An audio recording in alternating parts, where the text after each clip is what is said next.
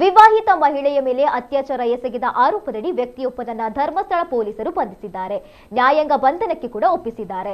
Dharmasthala police ಠಾಣಾ ವ್ಯಾಪ್ತಿಯ ವಿವಾಹಿತ ಮಹಿಳೆಯೊಬ್ಬರು 2023ರ ಡಿಸೆಂಬರ್ ತಿಂಗಳಲ್ಲಿ ತಮ್ಮ ಮೇಲೆ ಬಲವಂತವಾಗಿ ಅತ್ಯಾಚಾರ ನಡೆಸಲಾಗಿದೆ ಎಂದು ಆರೋಪಿಸಿ ಜೂನ್ 7ರಂದು ಧರ್ಮಸ್ಥಳ ಪೊಲೀಸ್ ಠಾಣೆಗೆ ದೂರನ್ನು ನೀಡಿದ್ರು.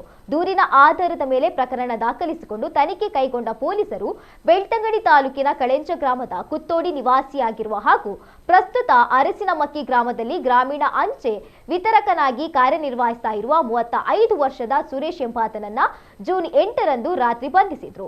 ಆರೋಪಿಯನ್ನ ವಿಚಾರಣೆಯ ಬಳಿಕ ಜೂನ್ 9ರಂದು ಬೆಳ್ತಂಗಡಿ ನ್ಯಾಯಾಲಯಕ್ಕೆ ಹಾಜರುಪಡಿಸಲಾಗಿತ್ತು. ನ್ಯಾಯಾಲಯವು 14 ದಿನಗಳ ನ್ಯಾಯಾಂಗ ಬಂಧನ ವಿಧಿಸಿದೆ. ಬೆಳ್ತಂಗಡಿ ಉಪವಿಭಾಗದ ಡಿವೈಎಸ್ಪಿ ರೋಹಿಣಿ ಸಿಕೆ ಅವರ ಮಾರ್ಗದರ್ಶನದಲ್ಲಿ ವೃತ್ತ ನಿರೀಕ್ಷಕ ರವಿ ಬಿಎಸ್ ನೇತೃತ್ವದಲ್ಲಿ ಧರ್ಮಸ್ಥಳ ಪ್ರಭಾರ sub inspector Kishore P, sub inspector Samarth R Ganikera ಹಾಗೂ ಸಿಬ್ಬಂದಿ ತಂಡ ಕಾರ್ಯಾಚರಣೆ ನಡೆಸಿತು.